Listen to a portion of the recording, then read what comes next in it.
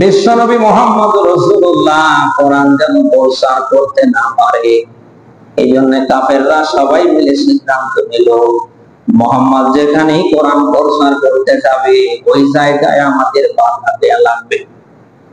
সূরা হামিম সাজদা 41 নম্বর সূরার 24 নম্বর পারার 18 নম্বর পৃষ্ঠার 26 নম্বর আয়াতে পাবেন। কাফেরদের কথাগুলি আল্লাহ আয়াতে কোট করে দিয়েছেন। قال الذين كفروا لا تسمعوا لهذا القرآن والغوا فيه لعلكم تغلبون।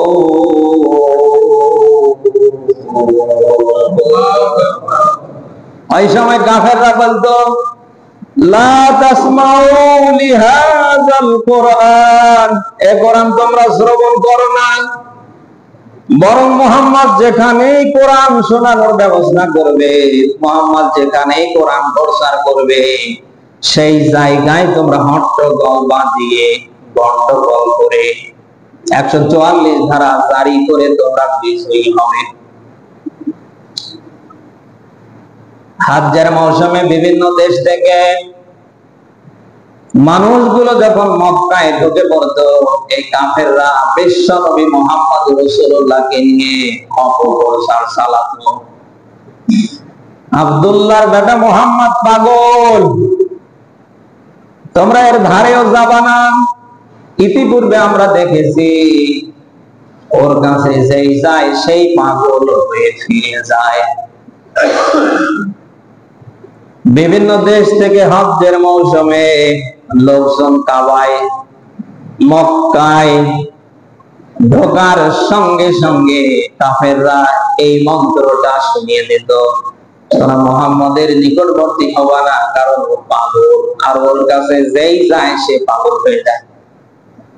নবীজি কি পাগল? বলেন।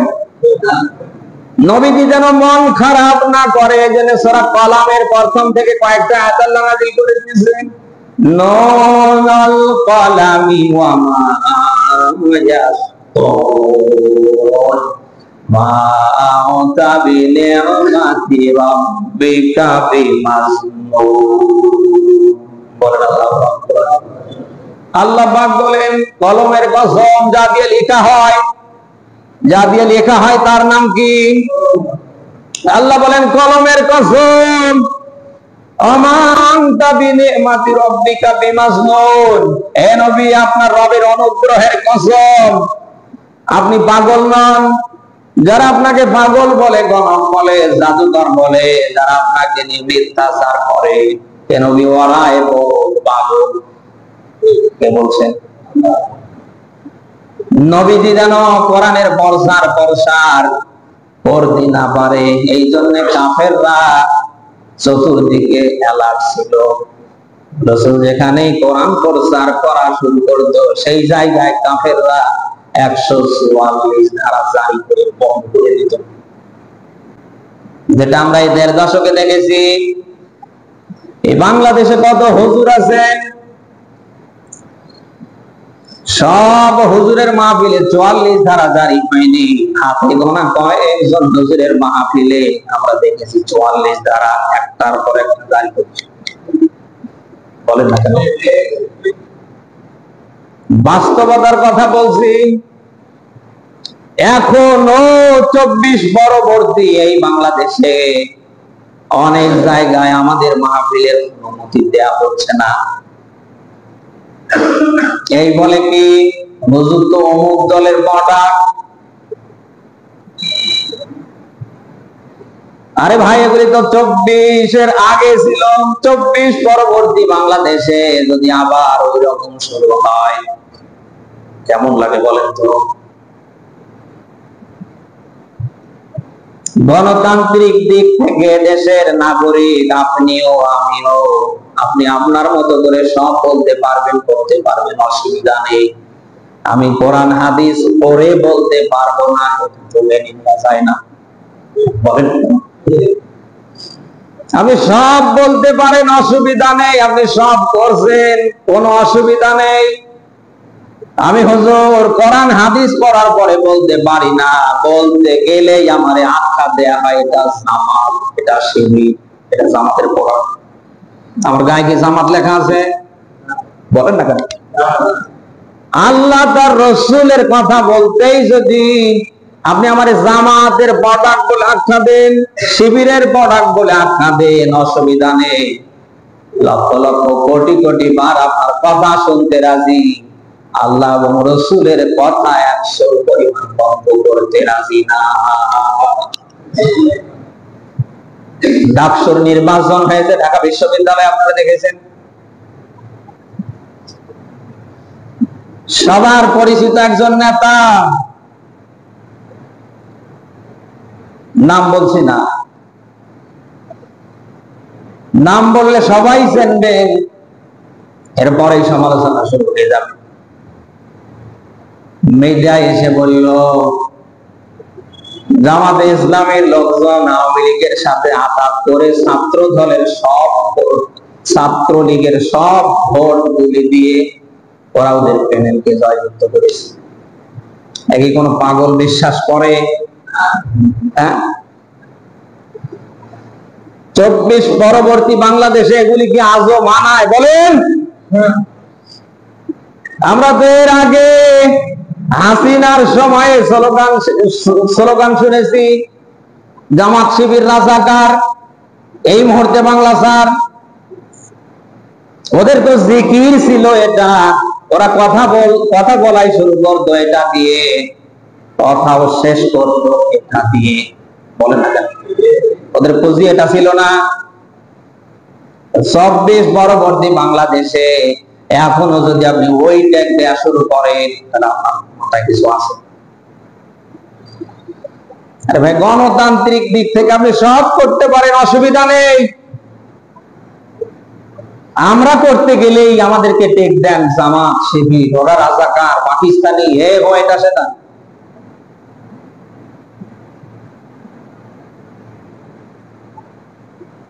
আজকে এই উদ্ভট বক্তব্যগুলির কারণে এই মাজলুম দলটা দিনের পর দিন তাদের জনপ্রিয়তা হারাতে বসেছে। এত কথা আছে, তারা সেই কথাগুলি বলে না। ওই 1.5 দশকের জালিমদের মতো করে বক্তৃতায় শুরু করে জামাত শিবির নিয়ে, বক্তৃতায় শেষ করে জামাত শিবির নিয়ে। জামাত শিবির নিয়ে আপনার এত চুলকা। জামাত শিবিরের সমালোচনা করা সহজ, একজন জামাত একজন শিবির হওয়া এত সহজ না। ডাকসু এবং জাকসু যে নির্বাচন হয়েছে আপনারা দেখেছেন, যেহেতু এখন প্রত্যেকের হাতে হাতে টাচ মোবাইল, টেলিভিশন, কারোর জানার বাকি নেই। 24 পরবর্তী বাংলাদেশে ইসলামী ছাত্র শিবির যা করেছে, জামাতে ইসলামী এই দেশের 18 কোটি মানুষের জন্য যা করেছে, আপনি কি ওর ধারের কাছেও যেতে পারবেন? আপনি তো ধান্দায় আছেন, আপনি তো ব্যস্ত আছেন টেম্পু স্ট্যান্ড নিয়ে, আপনি আছেন ওই বালুমহল নিয়ে, আপনি পড়ে আছেন লঞ্চ ফেরিঘাট নিয়ে, আপনি পড়ে আছেন পাথর নিয়ে। লজ্জা করে না? সমালোচনা করেন আপনারা, এবং সমালোচনাটা গঠনমূলক হলে তাও তো একটা হয়। নিজেরা যখন পেরে উঠতে পারে না, তখন দোষ দেয় শুধু জামাত এবং শিবিরের উপর। জামাত শিবিরের বিরুদ্ধে যারাই লেগেছে, কারোর পরিণতি কিন্তু ভালো হয়নি। মনে রাখবেন, জামাত শিবিরের বিরুদ্ধে যারাই লাগবে, নেক্সটে তাদেরও পরিণতি সামনে ভালো হয় না, হবে না ইনশাআল্লাহ। সমালোচনা করতে নিষেধ নেই, করেন, কিন্তু সমালোচনাটা যেন হয় যৌক্তিক, গঠনমূলক। আপনি কি বলেন?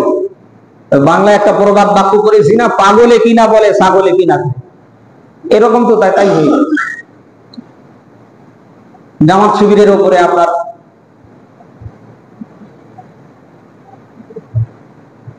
আপনারা যে যে দলই করেন ভাই, যারা ভালো তাদেরকে ভালো বলতেই। আপনারাও জামাত শিবিরের মধ্যে ভালো কাজ করেন, আগামী জুমা থেকে আমি আপনাদের নাম ধরে ধরে ওয়াজ করব। আপনারা তো পারেন না। যখন পেরে উঠতে পারে না, তখন একা ধারছে।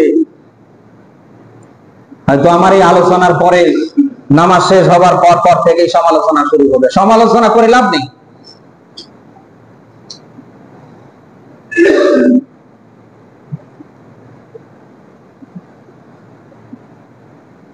আল্লাহ তাআলা আমাদের সবাইকে হেফাজত করুন।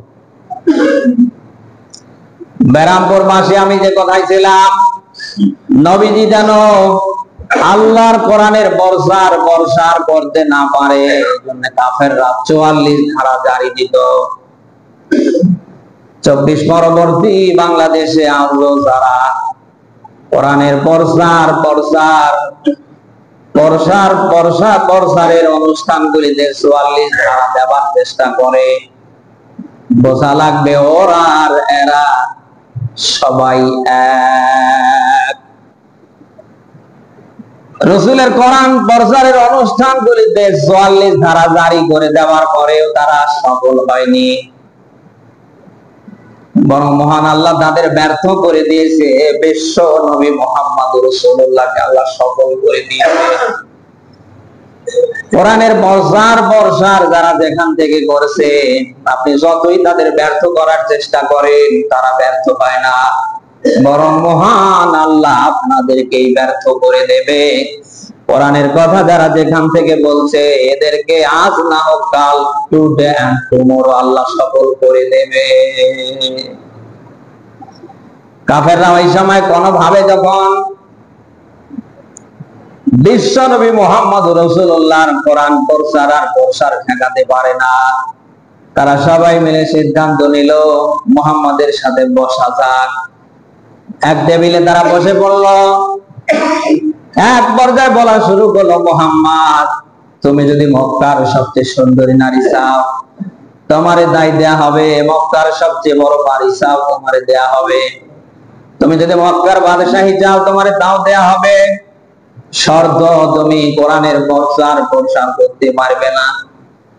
নবীজি ডাক দিয়ে কথাই বলছিলেন, আমার এক হাতে যদি চন্দ্র আর এক হাতে যদি সূর্য এনে দেয়া হয়, এরপরেও কোরআনের প্রচার থেকে 100 পরিমাণ আমাকে সরানো যাবে না। কাফেররা চিন্তা ভাবনা করলো, এভাবে হবে না।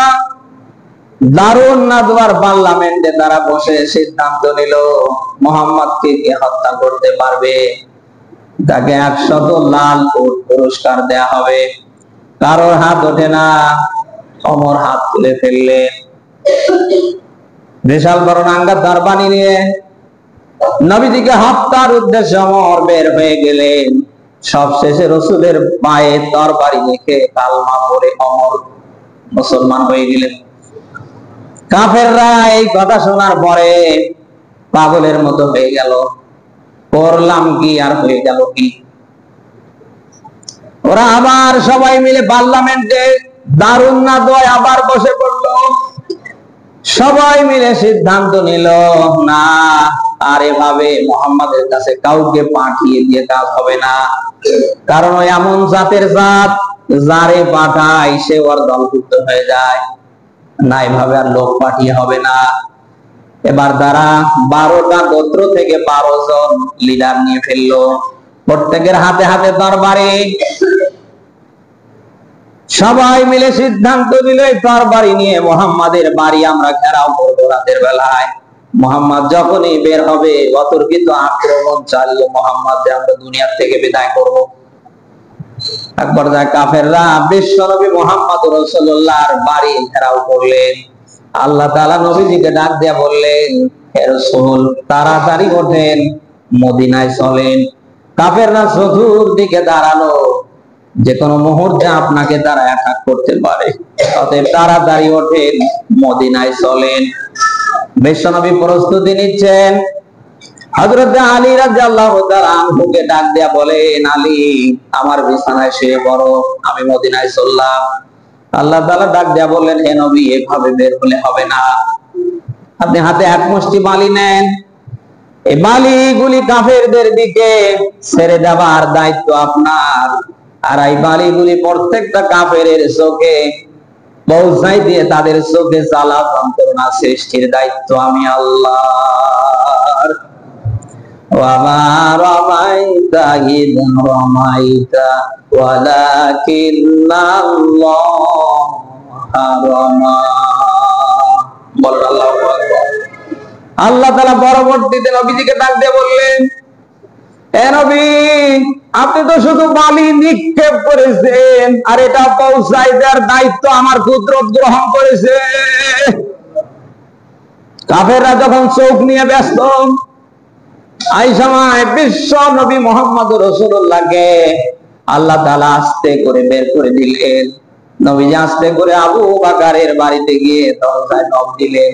আবু বকর, সঙ্গে সঙ্গে আবু বকর আওয়াজ দিলেন, লাব্বাইক ওয়া সাদাক ইয়া রাসূলুল্লাহ। নবীজি ডাক দিয়ে বললেন, আবু বকর, রাত গভীর হয়েছে, কিছুক্ষণের মধ্যে সবে সাদিক এসে পড়বে। এত রাত্রে তুমি কি ঘুমাওনি? একটা ডাকে কেমনে সাড়া দিলে? হযরত আবু বকর সিদ্দিক রাদিয়াল্লাহু তাআলা আনহু ডাক দিয়ে বলেন, হে রাসূল, আপনি যেদিন বলেছেন আমারই নিয়ে মদিনায় হিজরত করবেন, সেদিন থেকে আজ পর্যন্ত আমি আবু বকর বিছানার সাথে আমার পিঠটা আমি লাগাইনি। এই যে দরজা দেখছেন, দরজায় সারা রাত পিঠ লাগিয়ে লাগিয়ে দাঁড়িয়ে দাঁড়িয়ে ঘুমাচ্ছিলাম। নবীজি ডাক দেয়া বলেন, আবু বকর, আর বিলম্ব করো না, তাড়াতাড়ি চলো। হিজরতের সাথী হযরত আবু বকর সিদ্দিক রাদিয়াল্লাহু তাআলা আনহু দুজন মিলে যেতে যেতে সাউরে গুহার নিকটবর্তী যখন বলেন, তখন সবে সাদিক হয়ে গেল। কিছু দেখা যায় আবার কিছু দেখা যায় না, সকাল সকাল ভাব। আল্লাহ তাআলা ডাক দিয়ে বললেন, হে রাসূল, আর সামনে পাড়ি দেবেন না, এই সাউরে গিরি গুহার ভিতরে অবস্থান করেন। নবীজি ব্রেক দিলেন। আবু বকর ডাক দিয়ে বললেন, হে রাসূল, অন্তত আপনি একটু দাঁড়ান, আমি ভিতরে গিয়ে দেখি ওর ভিতরের কি অবস্থা। হযরত আবু বকর সিদ্দিক রাদিয়াল্লাহু তাআলা আনহু গুহার ভিতরে যখন নামলেন, দেখেন চতুর্দিকে গর্ত দেখা যায়। নিজের জামার টানছেন আর ছিঁড়ছেন, গর্তগুলি একটার পর একটা বন্ধ করে ফেলছেন। একটা গর্ত বন্ধ করবে এমন কাপড় নেই। নবীজি গর্তের ভিতরে গুহার ভিতরে নামিয়ে পড়লেন। হযরত আবু বকর সিদ্দিক রাদিয়াল্লাহু তাআলা আনহু পায়ের একটা অংশ দিয়ে ওই গর্তটা চিপে ধরে রেখেছেন। নবীজি ডাক দিয়ে বলেন, আবু বকর, বড্ড ক্লান্ত, আমি একটু ঘুমাতে চাই। সঙ্গে সঙ্গে হযরত আবু বকরের উপরে মাথা দিয়ে ঘুমিয়ে গেলেন। আর ওই যে গর্তটা আবু বকর পা দিয়ে চিপে ধরে রেখেছে, ওখানে ছিল একটা বিষধর সাপ। বের হবার জন্য অনেক চেষ্টা করেছে, কিন্তু পথ খুঁজে পায়নি। সব শেষে আবু বকরকে দংশন করেছে। সাপে কাটার যন্ত্রণায় আবু বকর চোখ থেকে পানি ফেলে ঝরঝর করে যখন কান্নায় ভেঙে পড়ছিলেন, বিশ্বনবী মুহাম্মদ রাসূলুল্লাহ নুরানী চেহারার উপরে এক ফোঁটা পানি পড়ছিলেন। পানি পড়া মাত্র রাসূলের ঘুম ভেঙে গেল। নবীজি ডাক দিয়ে বলেন, আবু বকর, মনে হয় বাড়ির কথা মনে পড়ে গিয়েছে। আবু বকর ডাক দিয়ে বলেন, হে রাসূল, বাড়ির কথা মনে পড়েনি, ছেলেমেয়ের পরিবারের কথা মনে পড়েনি। আমার মনে হয় এই গর্তের ভিতর থেকে বিষধর সাপ আমারে দংশন করেছে। বরকতের নবী, মায়ার নবী, মুখ থেকে এতটুকু আঙ্গুল দিয়ে থুতু বের করে সাপে কাটার জায়গাটুকুনে লাগিয়ে দিতে দেরি, আবু বকরের শরীরের ব্যথা বন্ধ হতে দেরি না। নবীজি আর আবু বকর সাউরিগিরি গুহার ভেতরে, কাফেররা যেন কোনোভাবে আঁচ করতে না পারে, এই সাউরিগিরি গুহার ভেতরে রাসূলুল্লাহ তার সাথী আবু বকরকে নিয়ে আসে। সিরাত ইবনে হিশাম খুলে দেখবেন, আল্লাহ তাআলা সঙ্গে সঙ্গে মাকড়সাকে আদেশ দিলেন, মাকড়সা তাড়াতাড়ি সাউরিগিরি গুহার উপরে জাল বুনে ফেলো। মাকড়সা তাই শুরু করে ফেললেন। কবুতরকে আল্লাহ আদেশ দিলেন, কবুতর ডিম পেড়ে দাও। কবুতর তাই শুরু করলেন। জংলার নেকড়ে বাগড়ে ডাক দিয়ে বললেন, এ জংলার বাঘ, আর থাকো না, সাউরিগিরি গুহার চতুর্দিকে দৌড়াদৌড়ি করো। তোমার পায়ের ছাপ দেখে কাফেররা যেন আঁচ করতে পারে মুহাম্মদ এতক্ষণে তার সাথীকে নিয়ে মদিনায় চলে গিয়েছে। কিছুক্ষণের ভেতরে কাফেররা চলে এসেছে। কাফেরদের গলার আওয়াজ আবু বকর সিদ্দিক রাদিয়াল্লাহু তাআলা আনহু শোনার পরে তিনি যেন ভেঙ্গে পড়ছিলেন। নবীজি ডাক দিয়ে বললেন, আবু বকর টেনশন করো না, ইন্নাল্লাহা মা'ানা, আমরা তুমি আর আমি দুইজন না, বরং আল্লাহ আমাদের সাথে আছে।